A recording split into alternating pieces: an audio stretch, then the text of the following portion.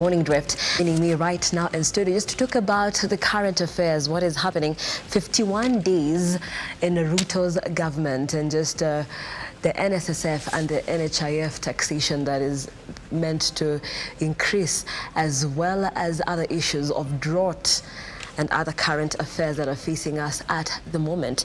Joining me on set is Victor Otieno, who is the Managing Director at VIFA. Welcome. Thank you for having me. And it's a rainy morning. I don't know if that's a good sign. For sure. What do you think? For sure, it is. Mm-hmm. Yeah. So we've we had a long cold period, followed by very very hot sun, and I think the rain is much welcome, especially for farmers. Right. Yeah. So this is a good sign, looking at the drought situation in the country. For sure, it is a good sign in the sense that if you look at the Kenyan economy, it's highly agrarian. So our economy really depends on agriculture, which if you look at its contributions towards GDP, directly is around 20 something, plus another 20% indirectly. So we're looking at around 40% contribution to GDP. Agriculture also is an input towards manufacturing sector. So the output of agriculture is what goes to manufacturing. So it tells you that this is a very important sector, and having rain means that at least we should be able to, at least for the short rains, right, we should be able to see some And harvest. I want us to talk about drought in this sense. The government has injected 2 billion to alleviate the situation, and this is following the 3 billion that had been injected earlier for the same. Then how sustainable is this, given that drought is nothing new in the country, though this could be the worst case that the country has experienced in like 40 years. But given that the situation is not a new case. Yeah. So injecting money, the relief food, is it sustainable?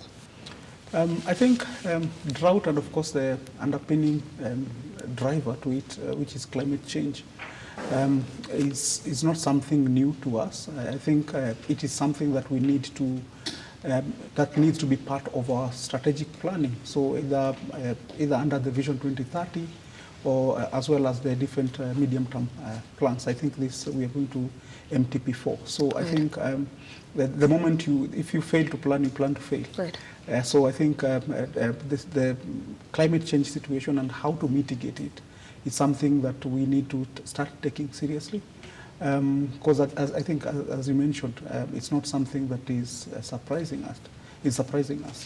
But I think more importantly is to look at it systematically, in the sense that if you look at the situation in Kenya currently, there are certain counties that have drought or have experienced and continue to experience drought. But there are certain counties that have surplus in terms of food. I was looking at Trans Nzoia County. I mean, the Nyandarua, there's a lot of cabbage, there's a lot of carrot and stuff. So question is, why is it that that we cannot be able to move food based on supply and demand from one county to the next? It tells you that there's an underlying challenge from a business perspective or from a business environment perspective. Which tells me that if a business person cannot be able to move their product from one county to the next, it means that there is an underlying regulatory challenge, right, which can easily be eased and allow for movement of of stuff such as food. And when you talk about some counties which actually have surplus, given like Trans Nzoia that has a surplus of maize, which is one of our staple foods in the country. And looking at that, and I could see the farmers complaining about the pricing, that people say, no, your maize is very expensive. So then what does the government need to do? Yeah, so, I think the price of a product is a factor of different costs. Right. You have to incur, some input, you have to buy fertilizer, you have to transport, products, you have to pay workers. If your input costs are high, let's say, for example, currently the price of fertilizer was above 5,000 shillings.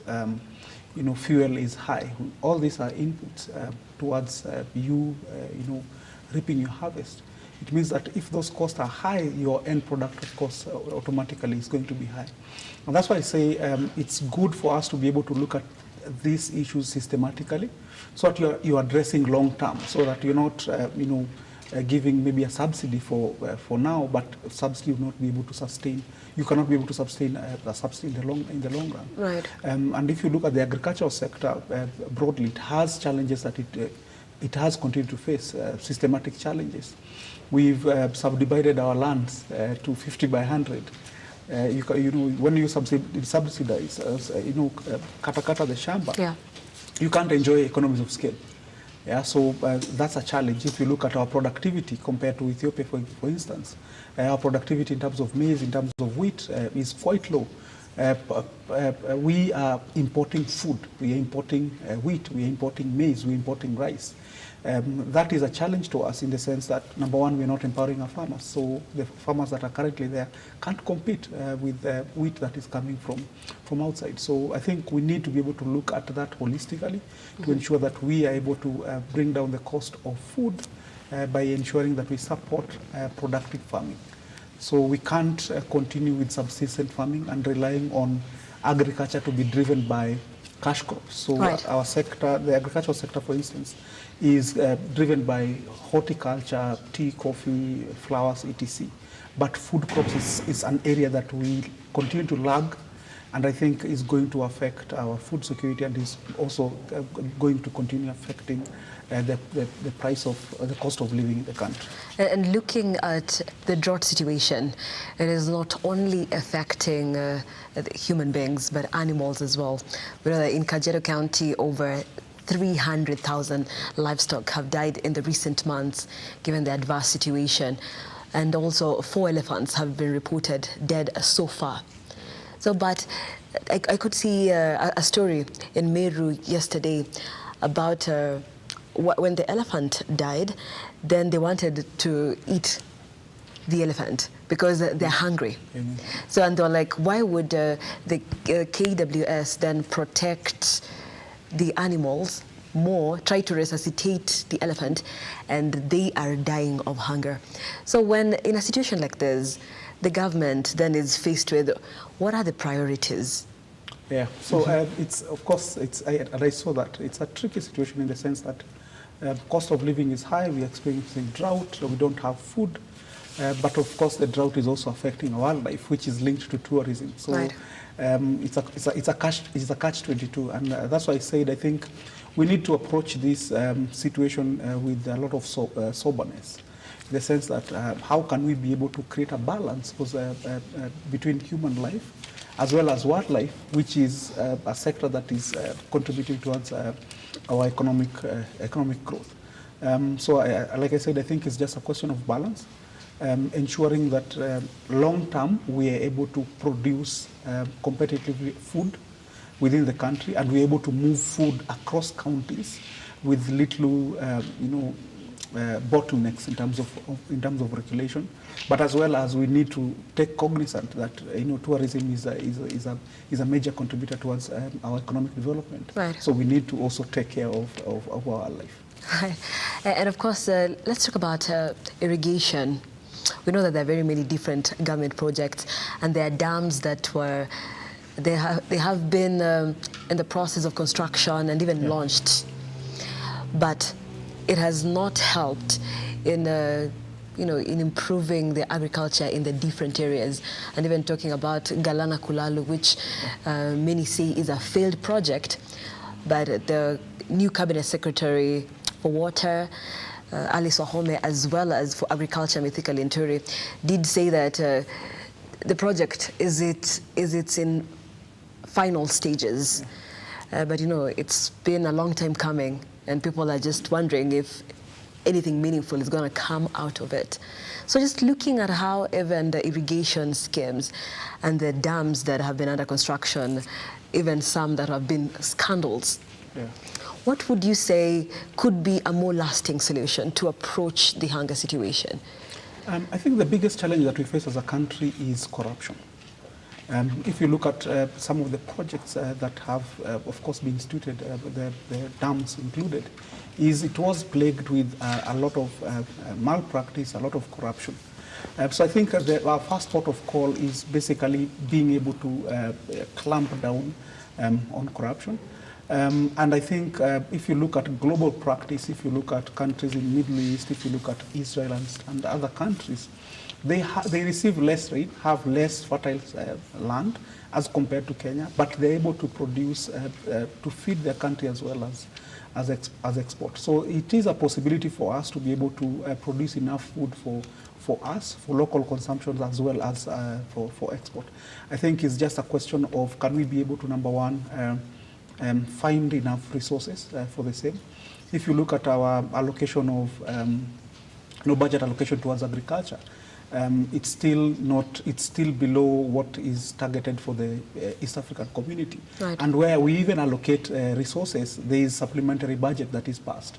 So in June we hear the agriculture sector has been allocated a certain amount. Then 3-4 months down the line, there's a supplementary budget. So whatever had been allocated towards agriculture doesn't come. So it means that we systematically have been under-investing in the agricultural sector. So we are not investing in research and development. We're not investing in extension services. So farmers are not aware. They are planting varieties that maybe are not appropriate. They are applying fertilizer differently or inappropriately, which of course has a direct bearing in terms of how we're able to produce food. Right. And there's a good case of the Thiba Dam that is in Kirinyaga, around rice, where we see that the presence of the dam or the construction of the dam would allow the farmers to be able to double their production. So instead of doing one season, you can be able to do an extra season, which means extra income for the farmer. So I think building dams and looking at alternative approaches to agriculture away from rain-fed, as we can see the effect of climate change, failing rains and stuff. So I think that is a direction that we need to take, but I think we have to go there, number one, investing appropriately, number two, ensuring there is accountability and we're able to clamp down on corruption. So that accountability. I think okay. that should be able to help. Okay, and on the curve of the Daily Nation, then it says today marks the 51st day of President William Ruto's presidency. Yeah. And of course, there are a lot of expectations. We are not on the 100-day mark yet. Yeah. But of course, 51 days then shows significant progress from the time of the swearing in, and now him creating his cabinet and just constituting his whole government in general. And all of the things that Kenyans are still facing is the high cost of living. Yeah. So I want us to talk a little bit about the high cost of living. And in this sense, then talk about what President William Ruto said recently, that people who have been earning, let's say, 50,000, they have been taxed about 8,000, and now that's going to go up by 2,000, so they're going to be taxed 10,000 shillings. And that does not sit right with very many Kenyans, because now when the taxation increases and the salaries remain the same, then even just taking care of the bills, it's going to be strenuous. Yeah, of course. What are your thoughts on that approach? I think the government is under pressure to raise funds. The last, I think, financial year, KRA was able to raise around 2 trillion. They've been given a target of raising an extra 1 trillion, bringing it to a total internal revenue collection to around 3 trillion. The challenge with that is that revenue collection is a factor of economic growth. So you can't just raise money from thin air. That's number one. Number two is if you look at the total working population of Kenya is around 17 million. And out of that, around 6 million are within the formal economy who pay tax. Right. So there's a gap of around 10 million who are within the informal sector. And of course, that particular intervention in terms of raising NSSF and NHIF might not be able to reach them. So what would happen is the taxpayer who's in the bracket of 6 million, has to dig deep in terms of, or cut back on their salary to ensure that government is able to sustain this. Remember, there's also the bit where the employer has to contribute towards that. Right. So I think more thought needs to go through that thinking. And I think direction should be focused on growing the economy.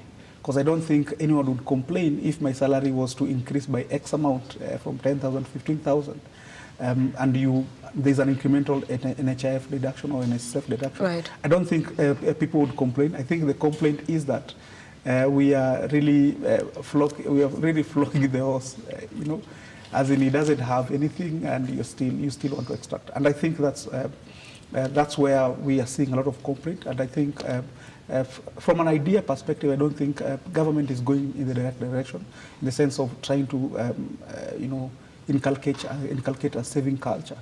But if you don't expand the economy appropriately, then there's going to be a lot of backlash around the same. And what about the removal of people from the CRB listing? What are your thoughts? Because there are some critics who have argued that then we are going to be a nation that lacks discipline, value for money. Yeah. What are your thoughts? I think the whole idea around CRB listing was to be able to score risk. So from a lender perspective, how can I know Victor? Is Victor a good payer? Is he not a good payer? So I don't think the way I think initially it had been used of either it's black or white. You are either in or out. So I don't think that extreme is a good model for CRB.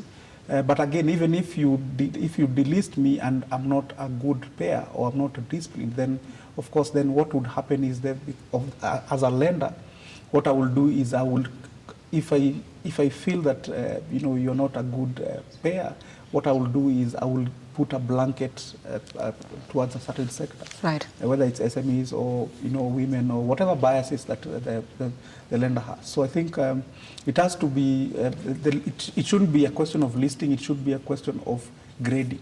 The way if you look at the international finance market, there's always a grade. Either you are a grade A or a grade B. So a grade A is someone who is a good payer in whenever they take debt. A grade B, maybe they pay, but of course with challenges. So I think a graded approach might be better. But also I think even as we look at the question of CRB, I think we also need to look at the bigger picture in terms of government borrowing. So because that's a factor of availability of cash within the economy. So for example, if government is highly geared or highly indebted and goes to the local market through bonds and bills and borrows, it means that there will be a cash crunch. So even if we talk about CRB or not, if we don't have money circulating within the economy and banks and other institutions lending towards people who are in the productive sector, then probably we still will be in the same rut that we are in, right. in the next couple of years. And one of the things that the Deputy President, Rigathi Gachagua, has gone on to say in the last few months then is improving the business environment. What would you say is the ideal business environment that Kenyans and Kenyans who are entrepreneurs, business people, that they would need? He gave the CRB delisting as one of the things, but what are the other actions that you think perhaps the government could take just to ease the environment?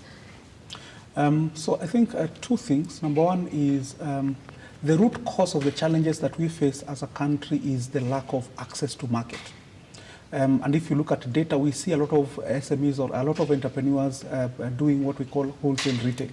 So either they are going to buy stuff in China, come sell, or you go to Kikomba market, buy camera clothes, and come resell it. The challenge with this kind of business is it's not sustainable, because all of us are doing it. Our profit margins are small or are thin. So it means that I will have to depend on working capital, either to get Fuliza or anything, just to be able to buy stock and keep going. So we don't really get enough profits to be able to sustain us. So it means that we are stuck in a rut. And in case of any systemic shock, whether it is COVID or whether it's an election, because we depend on on a customer coming to my shop, it means that any shock that comes to the economy, of course, I would feel it. Right. So I think being able to give our entrepreneurs access to market, whether it is through the CFTA in Africa or the strategic trade investment partnership that the conversations that we're having with the US or UK or any other market. Can we be able to use the state resources to get intelligence and say, look, we have a demand for certain product in Ghana, in Nigeria, and come organize our entrepreneurs to be able to meet those markets, give them financing towards those markets. That's number one, and that's very critical for us to be able to get out of this particular situation that we are in. Otherwise, if you say, let's give financing to someone selling tomatoes, yes, you will, but remember they are using those finances to pay bills, to pay school fees. Right. They're not coming out of the situation, so we need to look different in terms of supporting them. That's number one. Number two is our regulatory environment is extremely hard for entrepreneurs. That's why we. When you take regulation, what exactly?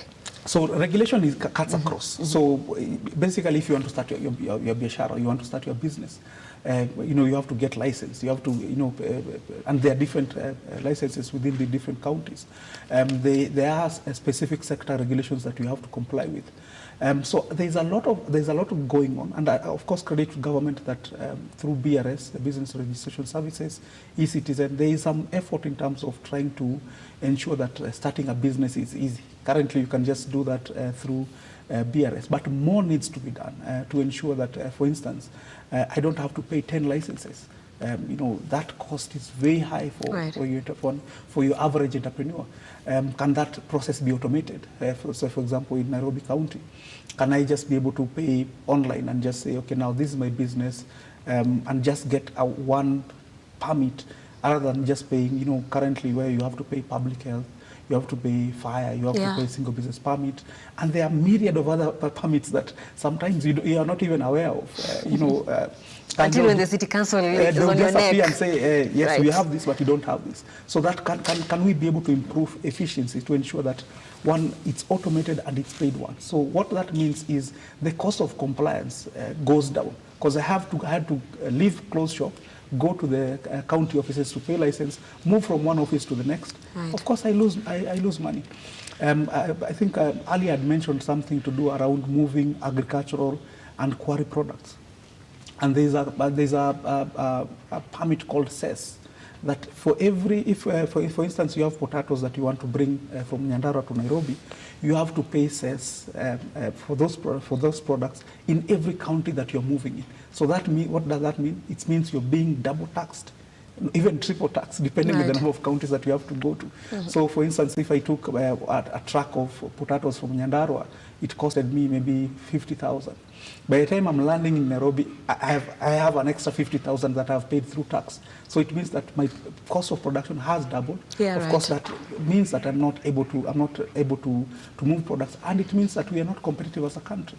So regulation, of course, number one, like I said, is automation, harmonizing these licenses, so that, for instance, if I pay cess in one county, the county through their own framework can be able to distribute that money. There is also branding license, the same with cess. You have to pay branding license per county. So I think being able to harmonize regulation within the counties, and also ensuring that also at the national level, licenses or even regulations that at that level are taken care of. Okay. I think that can significantly reduce the cost of compliance. And probably we can be able, if you have to combine that with support around market, then we should be able to see a lot of more business being formalized, because no one likes being informal. I mean, if I'm informal, I can't be able to access international markets. That's very true. So it's just that you're looking at the environment and you're looking at the cost and the headache of compliance, then probably you'd rather just remain informal somewhere. And until the environment is conducive enough. Okay, and before we take the break, then one of the things that farmers have complained is the middlemen. So such that even if the government says then there's subsidized fertilizer, then there's still some middlemen who make a kill, and at the end of the day, farmers end up just spending as much as they have been before. Yeah, so I think the best model that we've seen around agriculture is aggregation. So if you look at sectors such as in tea, coffee, etc., the farmer, of course, they form themselves around a cooperative. So with that, then it means that they're able to, get inputs at economies of scale. So if we are under a cooperative, we can be able to procure fertilizer and other inputs, you know, and we have bargaining power. So I think that is the model that we should go towards, even as we look at different agricultural value chains, whether it is leather or whatever, or textile, as I think as the CS of Trade was talking about, trying to revitalize the textile industry, is that we have to be able to aggregate to, and automatically the byproduct of that is middlemen would be cut off. Okay. And at this point, we have to take a very short break, but we'll be back with a conversation. Remember, we are looking at the current affairs, looking at the drought situation, the business environment, and so much more. This is The Morning Drift. Don't go too far.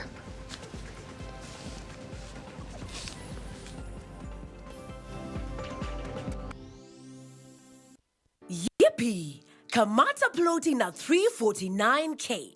Oh yes, for only 349,000 Kenyan shillings, you become a plot owner at the Great Oasis Gardens, Nanyuki.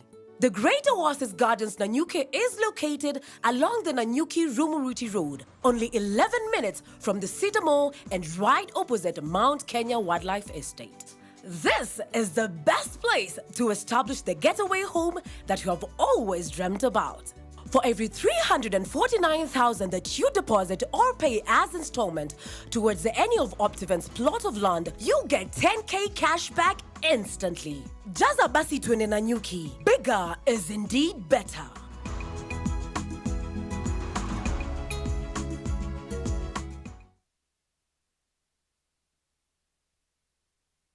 Vera Beauty and Fashion College is focused on being the leading technical and vocational training institute in the region.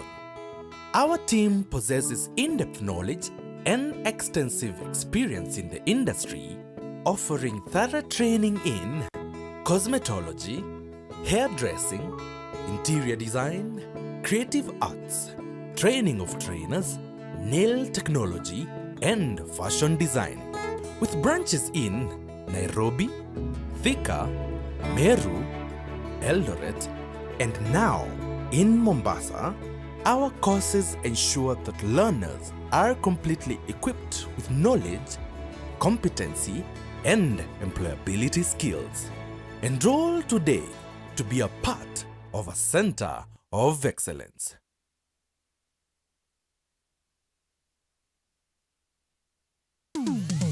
Hapa kazi tu inaendelea kuwasaka na kuwatambua wale ambao wanafanya kazi extraordinary na zile kazi za kujituma. Biashara yote unaambiangwa, as long as you have a plan, you can do it. Our service is about kufurahisha the customer.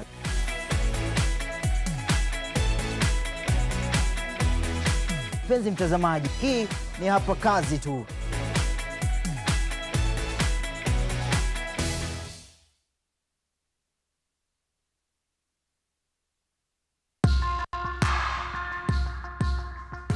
Born a man, the society bestows tough responsibilities upon you. Lazima uwe mtu wa bidii, ukija kuoa lazima uwe ni provider. If you're not able to provide, that's a challenge. It takes a toll on a man. It takes someone who is strong enough to face it. This is Born a Man.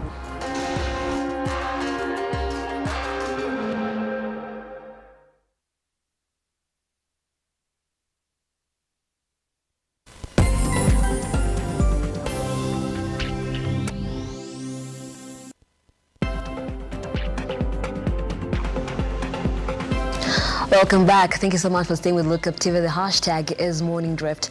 Nancy and Lima here. And remember, you can engage us across all our social media platforms at Lookuptv on Twitter, Lookuptv on Facebook, and Lookuptv on our official YouTube channel. Do let us know what your thoughts are on the current state of the nation in terms of course, the economy, the drought situation, the taxation that is set to go higher, and all the other things. Remember to use the hashtag The Morning Drift. And of course, with me on set is Victor Otieno, who's the Managing Director at VIFR. And we continue to look at what's happening across our dailies. And as one story of interest on the Standard that comes on page 5 is about the dollar shortage. And Kenya risks losing investors amid dollar shortage and weak shilling. Let's talk a little bit about that, because then we know that a dollar right now is around 120. Yeah. So what does this mean for our Kenyan market and even for investors in general? So officially it's 120, but the reality is it's floating around 130. And I think the dollar situation points to a deeper challenge that we have as a country, in the sense that we are not exporting enough. Because usually, if you look at exchange rate, is a factor of how competitive is Kenya in terms of, number one, getting diaspora. Because whenever we get diaspora remittance, it means that we're able to get more dollars. If we're able to produce products or services that are required globally, of course we know the dollar is the de facto currency in terms of international trade. So it means that we have, as a country, have relied either on diaspora remittances, as well as the funding that we get whenever we access credit, whether through World Bank, IMF, or or through China.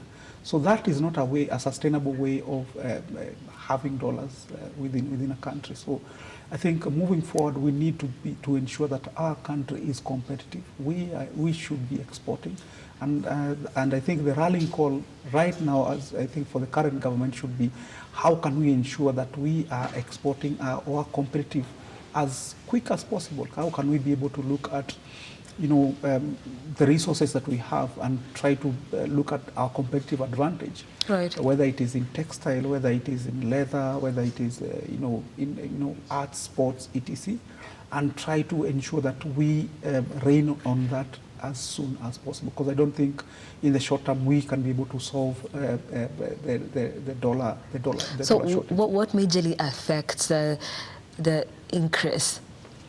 Like I said, I think as you've seen on the papers, we have a dollar shortage. So the question is, if you have a dollar shortage, how can we be able to get dollars? Yes. And of course, this has a bearing on the strength of our currency. And I think we can argue on top things, smoke screen issues. But I think the root cause is that we are not competitive as a country, because the only way you can be able to bring dollars to this economy is, of course, through either diaspora remittance, which, of course, they are doing that diligently.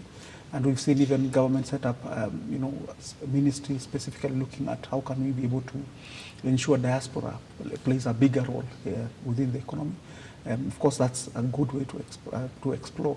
But number two is, the other option is we need to be able to trade to ensure that through the forces of demand and supply, we get dollars in the economy. And of course, this has a bearing on the strength of the shilling. And of course, that means that as a country, we can be competitive. And of course, if we're able to export, it means that the then other will metrics, bring the GDP, the dollar more. Even the cost of living, employment, and all these other matrices that we use, actually that affects the common mwananchi can be felt on the pocket. And what happens in a country like Zimbabwe that made headlines a few years ago, when the inflation was so high that people would go buying a loaf of bread with money in a wheelbarrow? What happens in such an instance? Yeah, so of course, if you look at Zimbabwe, there are other geopolitical factors that contribute to that. But I think ideally, when you talk about inflation, it's just a general rise in terms of products. So whether you're buying soap at a shilling, next time you're buying, the soap cost maybe 2 shillings or more. So it's just a general rise in the cost of products within the economy. So of course, if you're under sanctions, you can't be able to import. Fuel cost goes up, and of course, if you have fuel going up, that has a direct bearing on different sectors. Of course, cost of living would go up. So I think Zimbabwe is a special case. North Korea and all these countries where there's a lot of geopolitics, coming in to ensure that and has an effect on the market or the economy. Right. So I don't think Kenya we are. No, we're not headed there. We're still grappling with other issues, but I think also, even if they might not, in comparison, to Zimbabwe and others, we need to be able to address them. Otherwise, if we don't address them right now, then probably we are staring at that nature of crisis. Yes. Okay, and let's talk about Ruto's 51 days in office. And of course, one of the key areas in their campaign was the hustler narrative, obviously, and now the Hustlers Fund that was promised during the campaign trail, but now seems to have changed tune just quite a bit and say that then it would attract some interest.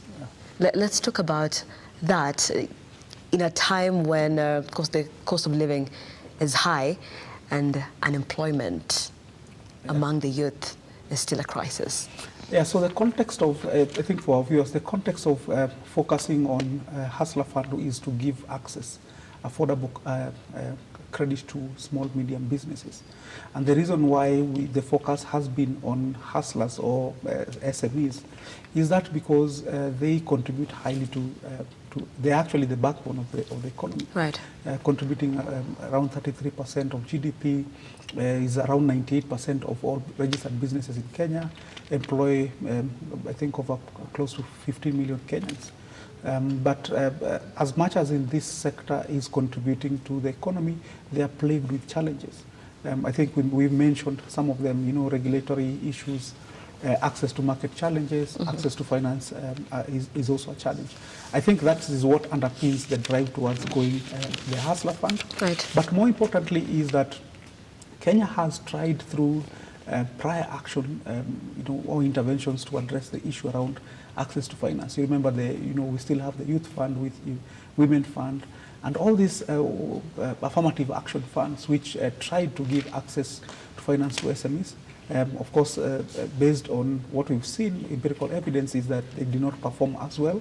Government introduced the credit guarantee scheme, which again was to de-risk, a different model in terms of working with financial players to reduce the risk of SMEs. Again, that did not work as well. Right. There is also the Movable Property Securities Act, which would allow your typical entrepreneur to use their fridge, their TV as a security to get loans. Right. Again, that uptake didn't work as well. So there is the introduction of the Hustler Fund, and I think the question that we currently have is, what mechanisms are they going to use to ensure that the money is accessed by entrepreneurs? And I think the CS had mentioned that they are going to work with, and I think even the president had indicated that they were going to work with Safaricom's fintechs to ensure that they increase their reach and are able to give credit to businesses. There is talk around, and I think this is something that they pronounced, that they are going to work with SACCOs to ensure that either increase their working capital to ensure that they lend to SMEs. So I think there is a lot of moving parts currently. They have not made pronouncements in terms of how the nexus between the Hustler Fund with the current action in terms of credit guarantee as well as the Movable Securities Act. So that is not clear. So we hope that as they launch, I think it has been mentioned around December, then we can see the actual mechanism of ensuring that that happens. But I think, as I mentioned, and this is something that we must be very careful on, is the Hustler Fund in itself is not the silver bullet. It has to work together with access to finance. Because what would happen, and this is based on our own studies, so it's not here to save people on its own. It is a cog in a bigger scheme. Right. So if we go and say Hustler Fund is going to solve the challenges of SMEs, then that is not true, in the sense that we need to be able to look at regulation, ensure that regulation is friendly. We need to be able to look at access to market, then apply the finance to market. The reason why I say this is, whenever you see, me and you, Mama Mboga, going to accessing this credit, it's not entirely true that they are going to use it on working capital. So if I get the Hustler Fund, I'm going to get to use the 100% funding that I get to buy stock. chances are they are using it to pay school fees, they are using it to pay bills. There are a lot of other bills. They are using to pay healthcare. True. So the assumption that, if I give you money that I'm going to improve your life, I think might not be true. So it has to be, the Hustler Fund has to work within an ecosystem of support. Other than that, if we don't do that, and of course, bearing the fact that Kenya is a very informal sector, around over 70% of our businesses are informal. So we need to ensure that, number one, we collect data on when we say Mama Mboka, who are we talking about? Where are they located? How are they transacting? Can we be able to have visibility on in terms of what she's doing? So that when we apply this intervention or when we apply this Hustler Fund, we can be able to measure and say this person has improved from point A to point B. Without that ecosystem, then of course it would be a pronouncement just like any other intervention with no measurable results. Then of course that might go down the drain. So we await then to see the framework. Okay, and the Cabinet Secretary of Trade did say that trying to revive the textile industry. Of course, this is a conversation that was huge during the campaign period, just reviving the textile from both sides of the divide. And as it is right now, mitumbas have been in this country, I don't know, since time immemorial. And so then phasing out mitumbas, we know it is a sector that has employed millions of people. Just going into Gikomba market that has thousands and thousands of traders and even more thousands of people who come in just as customers on a daily basis. So which is the best way? Between reviving the textile industry and of course now phasing out the mitumbas, how would this process go like exactly? I think whenever you're looking at a situation, you always look at the outcome that we want. So the outcome that we want is we want more jobs, we want stable salaries and good salaries, not just a salary. You can get a salary, but a good salary. You want good salaries. We all do. Yeah, so I think that's the output that we want. And the question is, out of these two options, which one can be able to give us the output that we want? And which one can be more sustainable if you're to compare the two? I think instead of prescribing and saying we want to focus on textile, the question would be, are we competitive in textile? Can we compete with Bangladesh? Can we compete with Vietnam? Can we compete with China? Because remember, the market, the target market that you're looking at is a global market. And the question then would be, are we competitive enough to be able to reach to this market using textile? If yes, then let's proceed. If no, then the question is, what other sector can we be able to invest in where we have the greatest competitive advantage? I think that's a question that we should ask ourselves. And of course, we know textile, of course, is very labor intensive. So of course, it can be able to absorb a large number of people, and we've seen that with EPZ and all this. But also, I think the other question that we should ask ourselves is, where does mitumba come from? What's the origin of mitumba? And of course, we know this comes under part of the agreements that we have with the US under AGOA. So the question is, can we be able to, of course, mitumba is not going anywhere in the short term. Right. But the question is, how can we be able to extract more value on the strategic trade investment partnership that Kenya is set to have with the US? So this is basically an agreement in terms of how can we be able to trade better between these two countries? If we can be able to look at that and extract value in terms of other value chains, then Mutumba will die a natural death. Kenyans are very entrepreneurial. Whenever they see an opportunity, if, say for example, we are told we need to export frogs to the US today, I guarantee you, jump into action. Whether you consume it or not, as long as there's an opportunity, you will always see Kenyans moving towards that sector. And I think that's the role of government, is not to really prescribe and say, okay, now this is what we want to do. Is just look at the outcome, find ways of ensuring that our policy direction, and as well as our negotiations with different countries, has Kenyan SMEs at heart. And why I say this is, if you look at for example, the CFTA strategy and the guided trade that where I think the president had came to preside over the exporting of batteries to Uganda, to Ghana, and tea. did you see an SME there?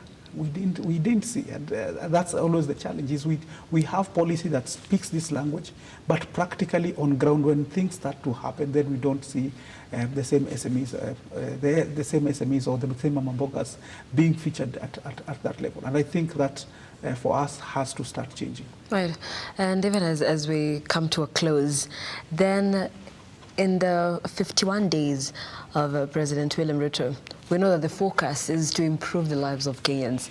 And the president last week did say that he needs at least 1 year, because the mess that he found in the government is way worse than what he had hoped for.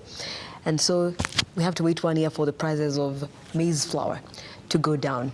What would you say is the area that should be addressed urgently at this point? I think there are other options in terms of supporting business, for instance. I think number one is looking at regulation and reducing the cost of compliance. What that means is I'm able to save an extra shilling as a business person, right, that I can be able to spend elsewhere. Number two is looking at data. It's easier for you to be able to prescribe as an intervention if you have up-to-date data. So we expect to see government collecting data on small businesses. Number three is giving access to market. And it's very easy. It's not rocket science. Philippines has done it. Vietnam, China has done it. Can we be able to aggressively start looking for market for small businesses outside of this country? I think if you are to be able to look at this, probably we can be able to have some short-term reprieve for SMEs. And remember, because SMEs employ over 15 million Kenyans, it means that that's an extra shilling to your typical mama boy. And of course, even if the cost of living is high, at least I have an extra shilling that I can be able to use. Okay, and in terms of reviving the industries that have failed before, the sugar industry, Mumias Sugar Company, looking at even the cotton industry that had failed, now the revival. What would you say would be a better strategy? I think in Kenya, a lot of we mix entrepreneurship economy with politics. And I think you've mentioned two industries that are highly politicized. Even if you look at the aviation, currently we have a conversation around KQ and the bailout that they continue to receive. Right. I think for me is, remember, Kenya is in the global economy. We need to be competitive at the globe. The question that we should be asking ourselves is, what is our comparative advantage for certain products? It might not be sugar. If it's not sugar, close down sugar, go to sectors that you're competitive, then you can be able to import that sugar. And of course, if I have money in my pocket, I can be able to buy whatever I need. So this super focus on certain sectors that we need to be able to do this, we need to do this. Maybe we are not competitive in sugar. Let's stop producing sugar. Let's produce something that we can be able to extract and get more value. And the best example is Middle East. Middle East, they have oil. With the oil that they're able to extract, they're able to sell in the global market and comfortably can be able to produce, to buy whatever they need. Right. That is the approach that probably I think we should be able to take as a country. Okay. And then just looking at the climate changes as we conclude. The climate changes, then there is the COP27 that is soon going to start. And the president has advocated for planting of trees. What, in your opinion, is the alternative, or what me and you as common Kenyans can do to help in these climate changes? I think one of the challenges that we see as as either my mom who's sitting somewhere here on my M-Pesa shop is the link between climate change and the action that I need to do is not there. In the sense that we feel like these are abstract concepts that are up in the air. I think there has to be effort in terms of ensuring that we bring on board local mwananchi and incentivize them to be able to take it very seriously. The way you can look at conservation. Can we be able to, for example, use, tap into our innovative young people, entrepreneurs, startups in Kenya to be able to look for solutions around the same. You know, I'm sure if we were to do a hackathon around climate change, waste management, we can be able to get a couple of ideas which I think can be able to support us. But I think also, at a bilateral level is to be able to push harder. Because of course we see Africa getting the brunt in terms of in climate change, and I think recently I was reading, UK has defaulted in terms of its contribution towards the fund that is going to help African countries as well as other emerging economies to be able to just mitigate the effects of climate change. Right. So I think being able to push and at that level, but as well as at a local level, trying to use innovative ways to ensure that citizens are aware and they are partners in terms of looking for solutions around the effects of climate change on our day-to-day life. Thank you so much for being part of this conversation. Very enlightening. And of course, that is Victor Otieno, who is the Managing Director at VIFA. And we have been looking at the current issues in the country, from drought to the high taxation and the high cost of living that is facing us as a country right now. This is The Morning Drift. Thank you so much for watching. And remember, today is the International Day to End Impunity Against Journalists. Our reporter Henry Tende is on the ground, and of course we'll be giving you detailed coverage in our subsequent bulletins later on in the day. Those are just some of the stories that we are following up for you. And do keep it Lookuptv. Up next, Simba will be coming back with Lookup Business just to talk about what you can be expecting in that sector today. I am Nancy Lalima. I appreciate you for watching. Keep it Lookuptv.